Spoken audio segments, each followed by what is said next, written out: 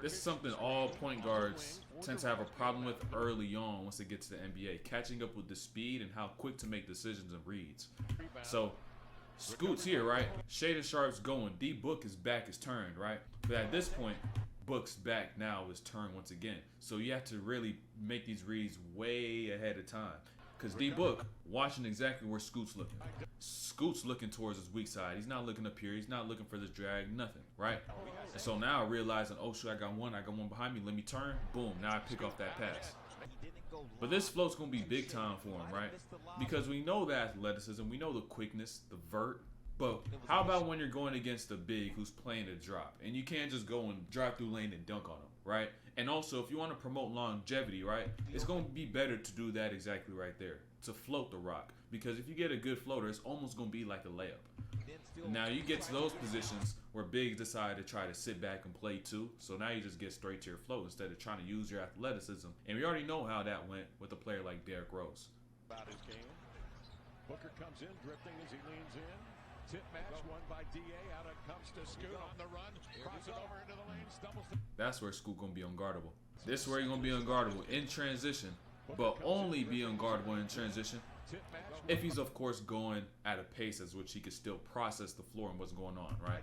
And so, of course, you're seeing Eric Gordon backpedaling against you in transition. He really doesn't have a chance. Let's be honest. Eric Gordon, like, with all due respect, he's not no defensive stopper, right? And so Scoot going at him with that much speed, that's a great attack to take. Now right here, and gets doubled, right? Boom, slip to Ayton. And I know basketball, as you play through it, is not this slow. But this is where you can understand when we see players in certain positions at certain times and be able to correct the habits when we do get into game speed stuff, right? So Scoot, catch, split attack, gets through, right? And now you got to kind of read Nurkic, right? How is he guarding this? Is he stepping all the way over to take away my lane, or is he still trying to play two, right? And in this being such a tight vicinity, such a tight gap, he's able to stay here and be able to do both, right?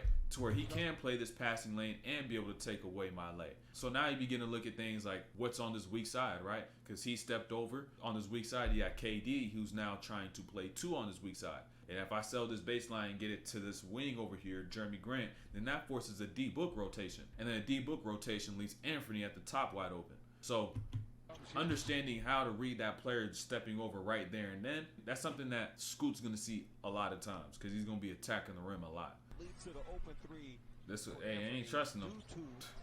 They ain't trusting him, man. Honestly, as a hooper, if this alone doesn't motivate you to get in the gym and get better as a shooter, I don't even know what to tell you. I don't even know what to tell you. This amount of space, someone setting a screen this far back at the elbow, and not even guarding, not even want to show a hand, and they just know that shit's gonna break. I don't know how, as a hooper, that doesn't hurt your heart. They play me with this much disrespect. I'm in the gym all day, thousands of shots. They ain't no way I'm gonna continue to let this happen. So many people travel on this. So many people travel on this. Just because this one little detail, bro. And look at this foot. Look at the pivot foot. It's flat. And that foot being flat, you will end up trying to get into a jab. And then that foot will shift. Because that foot being flat, it doesn't activate your calves. It doesn't activate your quads. It doesn't activate your hamstrings. To where you could keep your body stable as you begin to shift your weight to the other direction. And so this is going to result, ultimately, in a travel. Because your body's just unstable. Hold on. I like this, though. Steal, right? A lot of players in this scenario. Oh, I'm just going to run the three-point line. I'm going to shoot a three because that's what they tell us to do nowadays. Just shoot a three. It's a higher quality shot. No, it's not. Don't care what analytics say. You do this right here. You know that's not your strong suit. You go to where you are best at, right? And so now I'm going to go down the lane and end up playing in the paint, right? I'm going to cut after he gets in the paint. So now I just get that easy two. Instead of sitting here and waiting to shoot a three, I may hit at a 40% clip. The biggest thing about this, though, like you seen him miss the other ones early, seeing how to play off the triple threat and me critiquing his stance and whatnot, but there's no hesitancy in him taking these shots. Like, he's not thinking through it. He's not catching and hesitating for a second. He's just letting them all go when he knows he has space. And that's a great thing to see, right?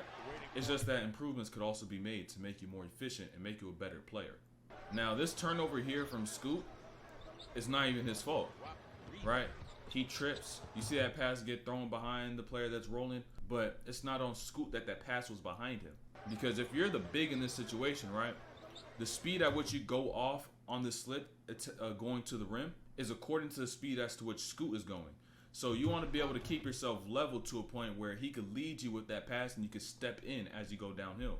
Look, he begins striding right there as if he's going to get off two and get a lob or something. You can't anticipate that. You got to wait for the guard to make their decision. And then you could be able to make the best out of that. So ultimately, Scoot gets the turnover, but it's on the big. This is, I think, maybe the second or third time we've seen this. Scoot trying to force a pass in, right? That's not really there, right? And so now he gets here, and at this point, he's already loaded this pass up so much that he took that dribble and was like, oh, I see the help is going to step over right here. I'm going to premeditate this pass. But now the help defenders really just step over and take it away. That's way too basic of a pass to make. And so this is just an example of premeditation as a player, right? Where you're making a drive just to go and make this one decision. Whereas if he just got here, took this other dribble, got in this paint, and realized what he really has, what may be on this corner, what may be on someone diving right here, that turnover is not there. Look, downhill, ain't nobody gonna stop you. In transition, with the one defender backpedaling or not even fully set, and them also being a wing or a guard, good luck. Good luck. Good luck. You're probably not going to stop him. Only way you could stop him, foul. And this is what he should do, right? This is what Scoot should do to replace that shot. If you got a defender who's actually trying to close out to you, I'm going to catch and just get straight to my rip through and attack the lane, right? Because even realize now, defender got to that hop. And so now they have to find a new way to shift their weight. Scoot already sees an angle. He's already super quick. Just a little bump from a defender who was out of position on that closeout got him that foul. So this is what Scoot could do a lot when teams aren't disciplined on their closeouts and how he's getting defended. Honestly, Scoot, if they're going to play it drop this deep, he may as well go up and just try to dunk this. Forget the bump, go around. Just go up and try to dunk this. Send a message. Send a message with that attack right there. Because ain't no way. Letting him get straight to where he likes to get to, right into that paint. And so even once again, you can now even use your floater if you don't want to go through all that every single time. Get to that floater. He's already super far back. So, but if you're going to go up, try to dunk it. Send a message. Surprised to see this even now though, right? Because Scoot gets here. He gets his mismatch, right? Laurie marking it, right? What are your advantages now, right? What are your strengths, most importantly, right? What is Scoot really good at? Getting to the rim, right? But what is he going to end up doing? Settling for a step back three. That's exactly what they want to do. They want you to do, and that's exactly what's not your strength. If he's going to end up getting this switch, you don't even have to score this yourself. You don't have to shoot this yourself. You could be able to eat up some of this space to get into a lane and make a play for a teammate. That's what a lot of people get confused about isolation. It's not about me scoring against a player that's in front of me. It's about me end up being able to end up making a good look, regardless if it's for me or for another one of my teammates. So, but at the end of the day, it is preseason. But if we're seeing this in the regular season, if he's picking up this habit right now, it's going to hurt. Honestly, like I said, you want to see if the reps that you're putting up in the summer are working and if you can hit them, right? Because these preseason games don't mean anything. And so now you got to kind of take these opportunities now and say, I got a defense in front of me. I have an actual NBA goal. We're on an NBA court. We got fans. There's the depth perception portion of it. There's the crowd going, Jumbotron, arena music. Everything's there like a game. So let me see if this is working right now. And so I can't even really knock them on these shots right here. But if it gets into the regular season and these are shots that you're taking that you know you can't really knock down and are taken away from your ability to get wins, and those wins could possibly result in them not making a play-in game and a possibility to then make the playoffs, you know what I'm saying? That's when it's going to begin to hurt. Because Sexton gets hit, but he fights. Collins is sitting on his left side, right? But even realize, as this big rolls, it's going to force Olynyk to now want to play more to that left side, opening up Scoot's left side and making John Collins' cover on help even tougher. So, as Scoot gets more comfortable as a passer and a playmaker and playing in tight gaps and tight ranges, he's going to be able to get down here and really put a lot of pressure on the defense. It's going to be big time. Ultimately, though, Scoot, boom, spot up, no hesitation. Love to see it.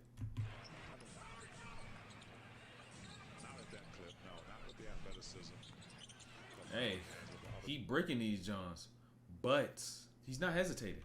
That's one of the most important things a shooter needs, right? Like, even if you miss shots, if you break shots, as you're trying to develop a shot, you must get rid of your hesitancy, right? And that's what Scoot does. And it's kind of just showing me he's taking a step in the right direction in terms of player development and growth. Now it's just about reps and consistency, of course, and seeing if there's anything wrong within his mechanics and anything you might need to adjust.